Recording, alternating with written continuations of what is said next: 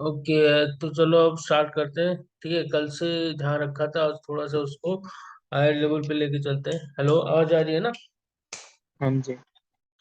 देखो, आज हम देखेंगे कि पूरी तरह से कैसे तुम्हें स्टेप वाइज जानना है। ठीक है ना, कल हमने थोड़ा सा डिस्कस किया था, आज इसको थोड़ा सा आगे बढ़ाते हैं।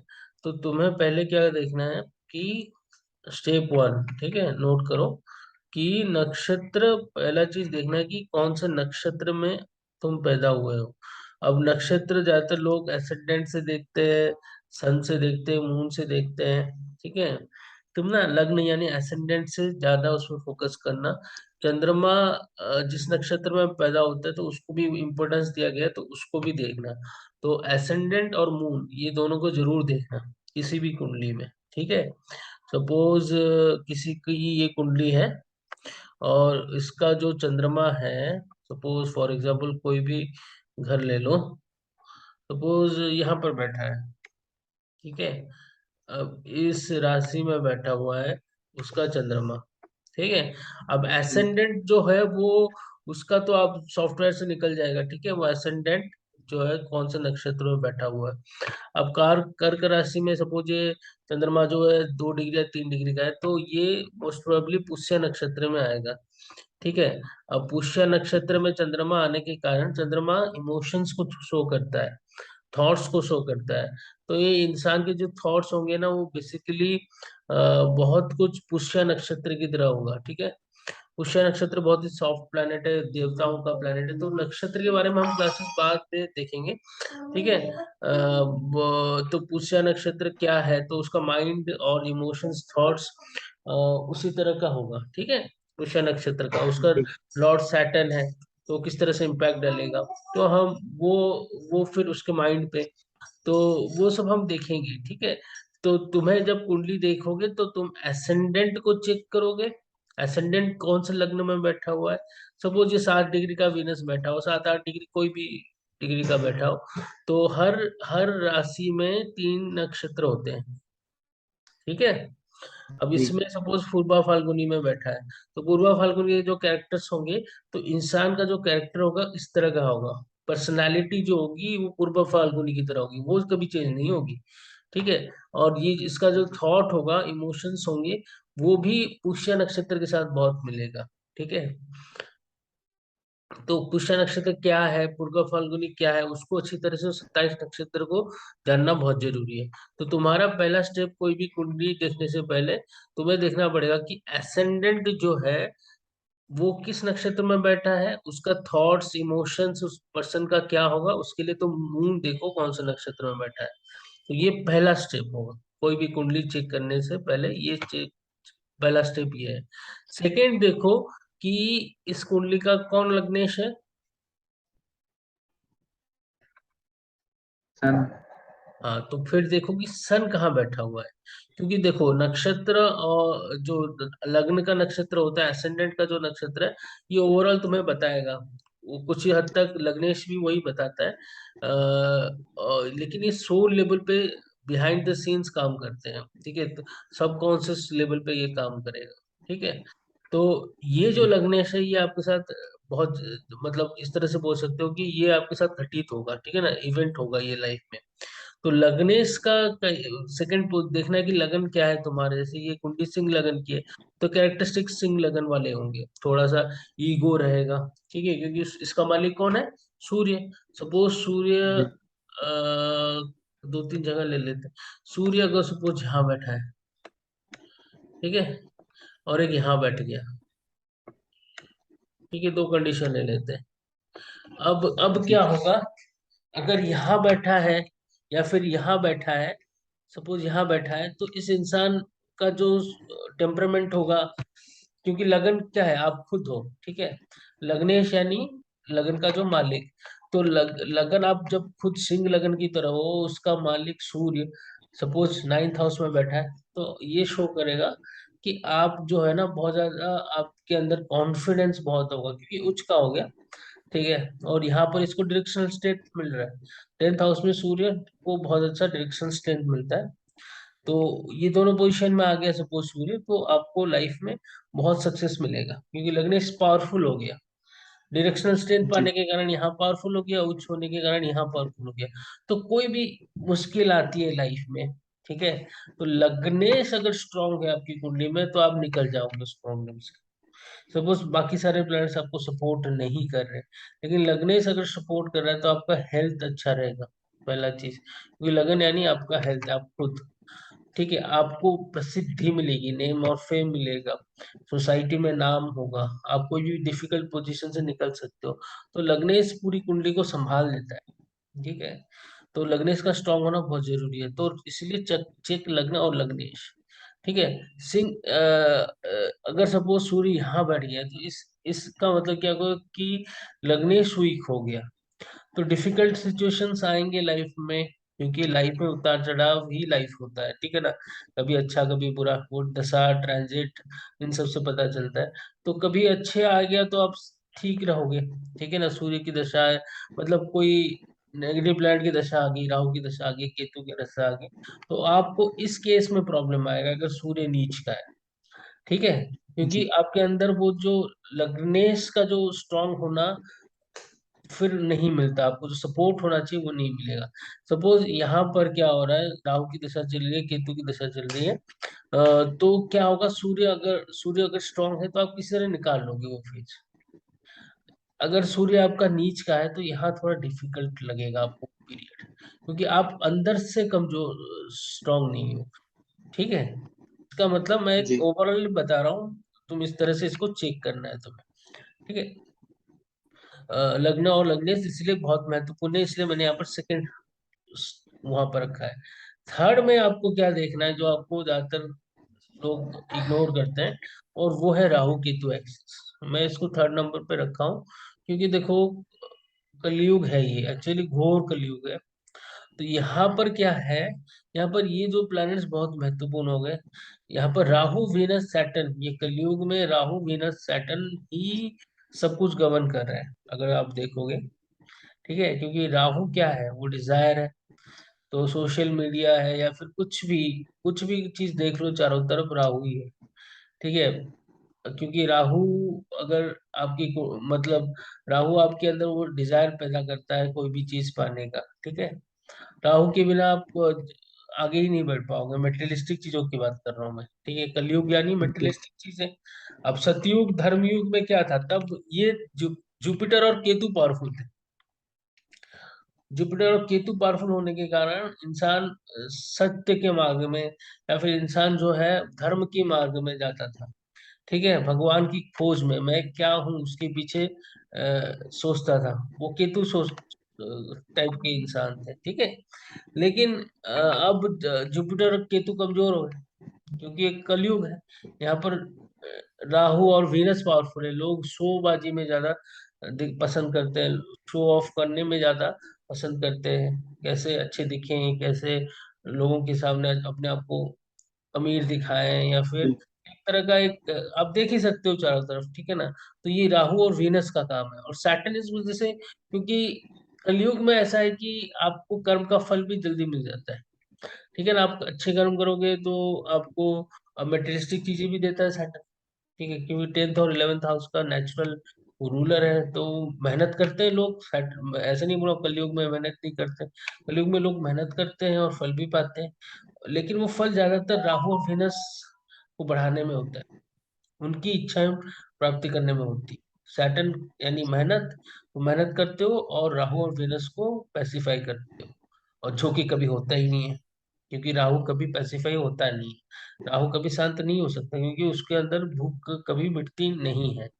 तो केतु और जुपिटर जो जो प्लैनेट हैं, ये कलयुग में थोड़े मतलब बैक स्टेज में है, ठीक है। ये जी ज्यादातर लोग इनको मतलब इग्नोर ही करते हैं, लेकिन अगर ये सतयुग होता तो ये पावरफुल होते कि और कुछ युग हो, क्योंकि घर घोर कलयुग है। यहाँ पर ये राहु और वीनस और ये सैटर्न बहुत पावरफुल है, ठीक है। जी और तो ये है, तो इसलिए राहु केतु का एक्सिस थर्ड में देखना है, क्योंकि राहु जहां भी बैठा होगा तो आप उसी तरह ही सोचोगे, उसी तरह आपका होल लाइफ का फोकस जाएगा। फुल लाइफ का फोकस यानी आप सबकॉन्शियस माइंड में भी आप सोचते रहोगे कि जहां पर भी राहु बैठा होगा, ठीक है। सपोज मैं यहाँ पर ले लेता हूँ, कहीं पर भी ले लेते हैं, यहाँ ले लेते हैं, ठीक है। सपोज यहाँ राहु बैठ गया, ठीक है, या फिर यहाँ राहु बैठ गया, ठीक है। सपोज यहाँ राहु बैठ गया, इसका मतलब ये होगा कि सेकंड हाउस में राहु बैठ गया, तो आप जो है पैसा पैसा कैसे मैं पैसे को बचाऊं, कैसे सेव करूं, अपना बैंक बैलेंस कैसे बढ़ाऊं, फैमिली देखो, यहाँ से हम क्या क्या देखते हैं, फैमिली, फैमिली भी देखते हैं ना, कुटुंब, कुटुंब जी देखते हैं, पैसा देखते हैं, सेविंग्स, ज्वेलरी देखते हैं, फूड हैबिट्स देखते हैं। तो अब फैमिली देखो देखो, कलयुग, घोर कलयुग में लोग जॉइंट फैमिली में नहीं रहते, मतलब जॉइंट फैमिली में बहुत ही कम लोग रहते हैं, ठीक है ना। हस्बैंड वाइफ नौकरी कर रहे हैं, कई बार उनका जन्म कहीं और हुआ, तो फैमिली मतलब दो तीन लोगों की माना गया है कुटुंब यानी। तो जी रह क्या गया, पैसा। तो सेकंड जी हाउस में राहु बैठा है, तो वो बस पैसा पैसा पैसा करता रहेगा। और ज्वेलरी कैसे बनाऊं, जेवर कैसे बनाऊं, अच्छा खाऊं कहाँ से, अच्छी अच्छी चीजें खाने के लिए मिले, ईटिंग हैबिट्स, सेकंड हाउस, अच्छे कपड़े, तो वो सारे सेकंड हाउस में राहु करने की कोशिश करेगा, ठीक है, जो कभी खत्म नहीं होगा, क्योंकि राहु जहाँ बैठेगा सबकॉन्शियस माइंड में बस आपका वही चलता रहेगा कि ये सब चीजें चाहिए, ठीक है। तो वो राहु कराएगा यहाँ पर, ठीक है। तो ये इस तरह से तुम्हें देखना है राहु केतु का एक्सिस। तो यहाँ राहु बैठा है, ठीक है, तो केतु यहाँ बैठेगा। तो एक तरह से ये कलयुग के लिए अच्छा पोजीशन है, ठीक है, क्योंकि केतु 8 हाउस में बैठेगा तो तुम्हें इन चीजों से दूर कर देगा, किन चीजों से, जहाँ वो बैठा है। तो इसका मतलब ये है कि तुम इस लाइफ में ज्यादा ऑब्स्टेकल्स, हिंड्रेंसेस आपका आएगा नहीं। और जो पॉजिटिव चीजें हैं, केतु वो भी ला सकता है कि आप अकल्ट में जाओगे, ठीक है, ये भी हो सकता है। तो ये एक एक्सिस अच्छा बन गया। Suppose for example Rahu 7th house में बैठा है, तो केतु यहाँ बैठ गया, अब केतु जहाँ बैठेगा तुम्हारे वहां पर प्रॉब्लम क्रिएट करेगा। तो लगन में केतु बैठ गया, इसका मतलब ये है कि तुम्हें लाइफ में अपने हेल्थ के प्रति थोड़ा सा कॉशियस रहना पड़ेगा, क्योंकि कभी कभी बीमारियां छूटेगी नहीं। तो एक तरह से ये जी प्रॉब्लम हो गया, तो ये हमेशा लगा रहेगा, ठीक है। 7th हाउस में राहु बैठ गया, इसका मतलब लाइफ में मैरिज से रिलेटेड प्रॉब्लम्स रहेंगे ही रहेंगे, ठीक है। और मैंने तुम्हें एक ट्रिक बताया था कि राहु केतु में कौन पावरफुल है ये देखने के लिए, या फिर कौन सा ज्यादा आएगा, ये देखो कि दशा किसकी आने वाली है, या फिर दशा किसकी गई है। जैसे राहु की दशा आने वाली है तो लाइफ में आप राहु प्रधान ज्यादा होंगे, ठीक है। केतु आने वाली है तो आपका माइंडसेट पहले से मरकुरी दशा में लास्ट लास्ट में आपका केतु रिलेटेड चीजें आप ज्यादा सोचो, ठीक है। तो जी ऐसे इसको देखना पड़ेगा, ठीक है। राहु केतु एक्सिस को बिल्कुल भी इग्नोर मत करना। ये थर्ड हाउस में, थर्ड पॉइंट में मैंने रखा है, राहु और केतु।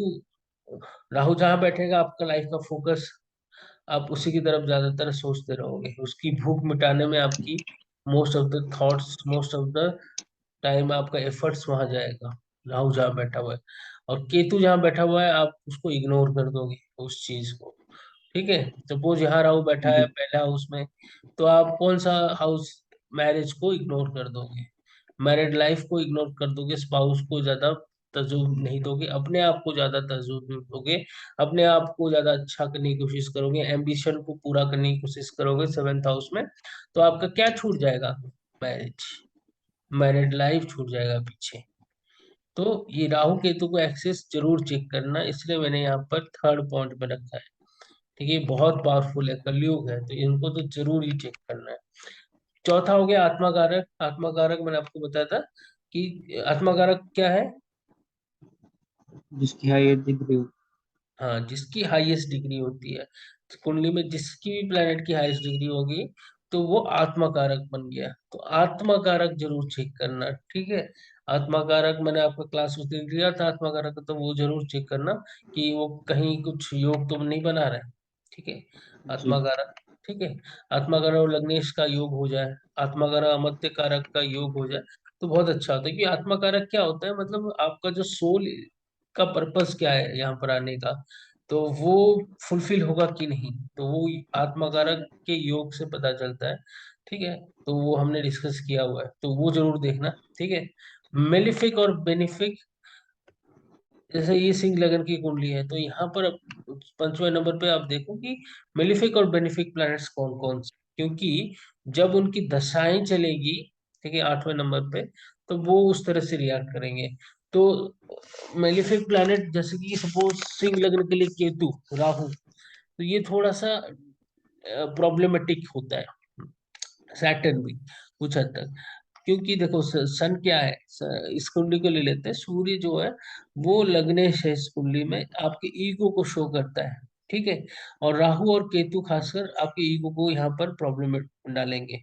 तो होल होल लाइफ आपका प्रॉब्लम आ जाएगा अगर राहु केतु की दशाएं चलेगी तो, क्योंकि वो मेलिफिक है। उसी तरह सपोज आपकी दशा मार्स की चलेगी, तो मंगल यहाँ पर बेनिफिक है, तो आपका किस्मत अच्छा रहेगा। आप प्रॉपर्टी के बारे में सोचोगे, प्रॉपर्टी बनाओगे, तो इस पीरियड में आपको खुशहाली, हैप्पीनेस, कंफर्ट, 4th हाउस से देखा जाता है, तो उसका रूलर मार्स है, तो आपको अच्छा चीजें मिलेगी। तो बेनिफिक और मेलिफिक जरूर देखना है 5वें नंबर पे, तो इससे आपको एक आइडिया मिल जाएगा, ठीक है। 6ठे नंबर पे आते हैं योग। योगा मतलब आपकी कुंडली में कौन कौन से योग है, योग के बारे में मैंने आपको डिटेल में बताया हुआ है, ठीक है। जी। कोई डाउट तो नहीं था योग की में? नहीं। हाँ, तो फिर 6ठे नंबर पे जरूर देखना योग, क्योंकि योग को देखना बहुत जरूरी है। और खासकर जैसे काल सर्प योग, कुछ लोग इसको बोलते हैं कि लोग डराते नहीं, काल सर्प योग एक बहुत ही पावरफुल एक तरह से दोष है, ठीक है ना। इसका निवारण करना बहुत जरूरी है। मैं डरा नहीं रहा हूँ, क्योंकि ये आपके लाइफ के सारे जो होते हैं ना, और जो अच्छाइयाँ हैं जो कुंडली में, उनको दबा देते हैं काल सर्प। ऐसा नहीं कि काल जी। सर्प दोष हो तो लोग सक्सेस नहीं पाते, लेकिन प्रॉब्लम जरूर होता है, इसका निवारण पहले करना चाहिए। उसी तरह अगर राहु और मंगल किसी की कुंडली में एक साथ बैठे तो वो भी दिक्कत देता है, अंगार का योग आ जाता है, ठीक है। ये सब मैंने पढ़ाया था। जी। उसी तरह पॉजिटिव योग, चंद्रमा जुपिटर का एक जगह बैठा हो, तो वो भी पॉजिटिव अच्छे जी। अवसर में, तो वो भी अच्छा रिजल्ट्स देते हैं। तो ये सब हमने डिस्कस किया हुआ है, ठीक है। तो उसको जरूर चेक हम्म। करना, ठीक है। फिर हमें क्या देखना है, राहु का मैंने आपको पहले ही बता दिया। अब देखना है वीनस। अब देखो, राहु और वीनस एक तरह से मतलब एक दूसरे के मतलब मान के चलो ब्रदर्स है, ठीक है। राहु बिग ब्रदर है वीनस से भी, ठीक है, क्योंकि वीनस पॉजिटिव हम इसको बोलते हैं, क्योंकि वीनस अगर स्ट्रांग है आपकी कुंडली में, बेनिफिक है, ओवरऑल तो वो बेनिफिक प्लैनेट्स में ही गाना जाता है, लेकिन ओवरऑल अगर आपकी कुंडली में स्ट्रांग है, अच्छी पोजीशन में, तो आपको पैसे देगा वीनस, आपको लग्जरी देगा, ठीक है। और आपका लाइफ हैप्पीनेस से भर जाएगा, आपको जो जो इच्छाएं हैं, जैसे क्लास आपका बढ़ा देगा। एक तो होता है कि 5 स्टार होटल में खाना, एक तो होता है नॉर्मल ढाबे में खाना, या फिर अ, और कहीं खाना, ठीक है। अब हो सकता है कि 5 स्टार का खाना कुछ उतना सुहाना ना हो जितना एक नॉर्मल ढाबा में टेस्टी खाना मिल जाए, लेकिन वीनस क्लास को रिप्रेजेंट करता है, ठीक है। फाइन डाइनिंग जिसको बोलते हैं ना, अच्छे जगह पे खाना खाना, तो वो वीनस है। वाइन पीना, ठीक है। और अब नशा तो दोनों में है, एक वाइन पियो या फिर कुछ नॉर्मल से पी लो, लेकिन अब वीनस का क्लास ही अलग होता है, तो वो अच्छे क्लास का पीता है, तो वो वीनस है, ठीक है। तो अब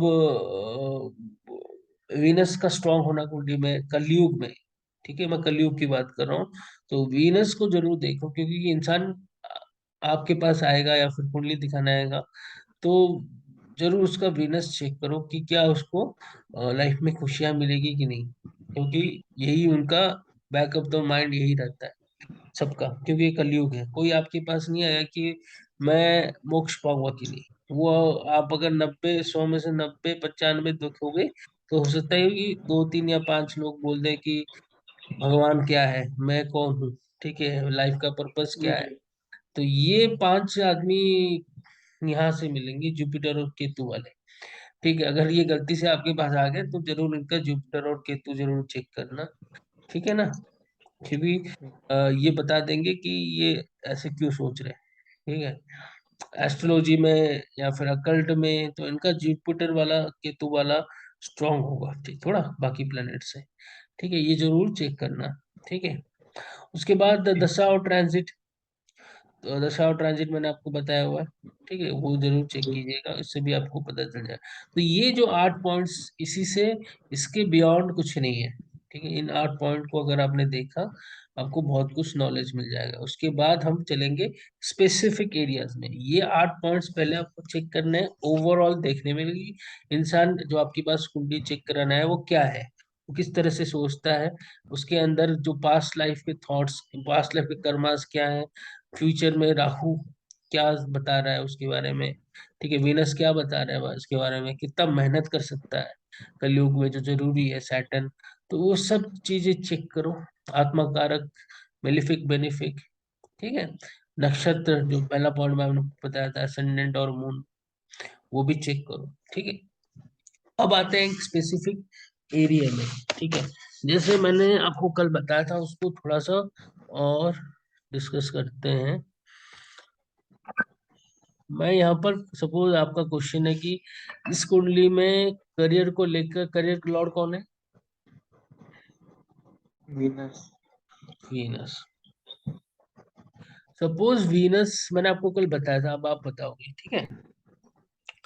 वीनस जो है ये करियर लॉर्ड है, हमें जानना है। आपने ये 8 पॉइंट्स देख लिए। अब सपोज क्वेश्चन पुट आपके पास आता है कि करियर क्या है, ठीक है। ओवरऑल तो आपने देख लिया, करियर क्या है। तो करियर के लिए आप 10th हाउस जाओगे। 10th जी हाउस में कैसे चेक करोगे, यहाँ पर कौन सा प्लैनेट बैठा है, या फिर यहाँ का जो लॉर्ड है वो कहाँ बैठा है, ठीक है। तो करियर जी के लिए आप देखो, वीनस चेक करना है। तो वीनस यहाँ पर कहाँ बैठा हुआ है, कौन से साइन में बैठा हुआ है? अपने दुश्मन के यहाँ। या फिर आप बोल सकते हो सिंह लगन के लिए वीनस क्या है, सिंह लगन के लिए वीनस क्या है, मेलिफिक या बेनिफिक? मैलिफिक। इसको ना न्यूट्रल में डाल सकते हो, क्योंकि वो दो हाउस से इसको रूल कर रहा है। एक तो करियर वाला हाउस है, और ये थर्ड हाउस उपज्य हाउस है, ठीक है। ये बहुत जरूरी है कलयुग में। और मैंने आपको बोला था कलयुग में वीनस बहुत महत्वपूर्ण है। तो वीनस को हमें यहाँ, और ओवरऑल तो बेनिफिक है वो। सूर्य की राशि में बैठा हुआ है, तो इसको यहाँ पर उतना अच्छा फील नहीं करेगा वो, क्योंकि वीनस है बहुत कोल्ड सब। और ये सिंह राशि है, ये थोड़ा सा टेम्परामेंट इसका अलग है, ठीक है। यहाँ पर वो जी इतना अच्छा फील नहीं करेगा, उसको थोड़ा सा तकलीफ होगा। क्रिएटिविटी के लिए अच्छा है पोजीशन, ठीक है। लेकिन करियर उसका क्या होगा, वो उतना जहां भी बैठेगा ना, करियर रिलेटेड चीजें उसके दिमाग में, क्योंकि ये लग्न है, पहला हाउस है, और ये सिंह राशि है, थोड़ा सा ना इरिटेट वो हमेशा अपने जॉब में रहेगा, शांत नहीं रह पाएगा। समझ रहे हो? जी कल मैंने जैसे बताया था, तुम्हें पहले देखना है कि कौन सी राशि में बैठा है, तो राशि को इग्नोर मत करना। 10th लॉर्ड सिंह राशि में बैठा है, तो सिंह राशि क्या है और ये 10th लॉर्ड क्या है, इनको पहले डाइसेक्ट करो। ये वीनस है, ठीक है। उसको क्या पसंद है क्या नहीं वीनस को, ये देखो। और वो सिंह राशि में बैठा हुआ है, तो इरिटेट फील करेगा, ठीक है। ठीक है, वो जॉब में हो सकता है कि उसको कोई अच्छी सी जॉब भी मिल जाए ना, तो वो शांति नहीं रह पाएगा, उसमें शांति नहीं मिलेगी उसको, ठीक है। वो हमेशा इरिटेट रहता रहेगा, सबकी बुराई करता रहेगा, यार ये बॉस मेरा अच्छा नहीं है, ये अच्छा नहीं है, नेगेटिविटी निकालता रहेगा, ठीक है। अब ये जी सोच उसके माइंड में है, वो फील कर रहा है, लेकिन क्या वो उसको सचमुच वो सब चीजें मिलेंगे आगे चल के, हो सकता है उसका अच्छा भी हो। तो वो हम कैसे चीज करेंगे, वो कौन दिखाएगा, वो नक्षत्र लॉर्ड दिखाएगा, ठीक है। यहाँ पर तो राशि में बैठ गया, जी सपोज। अब उसके करियर के बारे में हमें जानना है, वो तो हमें क्या देखना पड़ेगा कि कौन से नक्षत्र में बैठा है। फॉर एग्जाम्पल, ये यहाँ पर सिंह राशि में, सपोज ये माघा नक्षत्र में बैठा हुआ है। अब हर राशि में 3 नक्षत्र हो सकते हैं, सपोज ये वीनस जो है 7-8 डिग्री का मैंने यहाँ पर बताया, तो सपोज माघा नक्षत्र में बैठा हुआ है, ठीक है। जी तो माघा नक्षत्र क्या है उसके बारे में फिर तुम जानो, ठीक है। माघा नक्षत्र की जी कैरेक्टरिस्टिक्स के बारे में जानो। माघा नक्षत्र को रिप्रेजेंट किया जाता है एक रॉयल, आलीशान, वो जो होता है जिसमें लोग मतलब किंग वगैरह बैठते हैं, ठीक है, राजगद्दी जी टाइप का। तो माघा नक्षत्र बहुत ही रॉयल नक्षत्र होता है, ठीक है। लेकिन वो केतु से रिलेटेड है, ठीक है।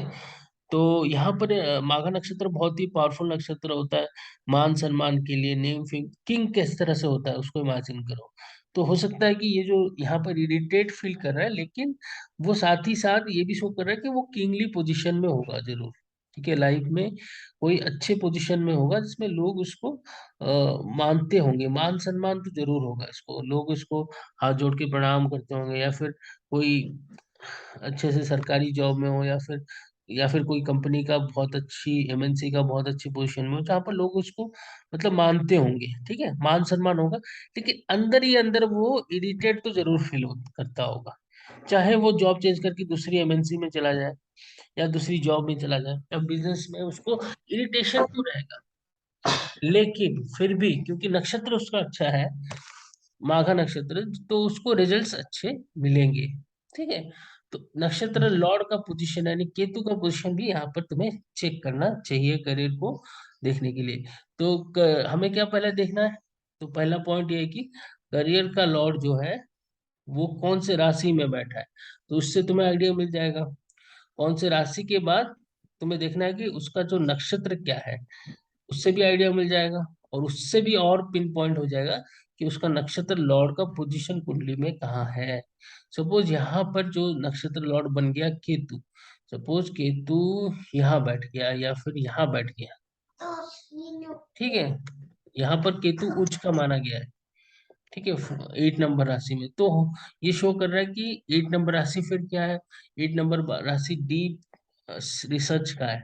ठीक है, तो हो सकता है कोई रिसर्च वाले फील्ड में उसको लोग मानते हो और वो बहुत आगे रिसर्च फील्ड में टॉप पोजीशन में पहुंचे, क्योंकि माघा नक्षत्र रॉयल या फिर किंगली चीजों को दिखाता है।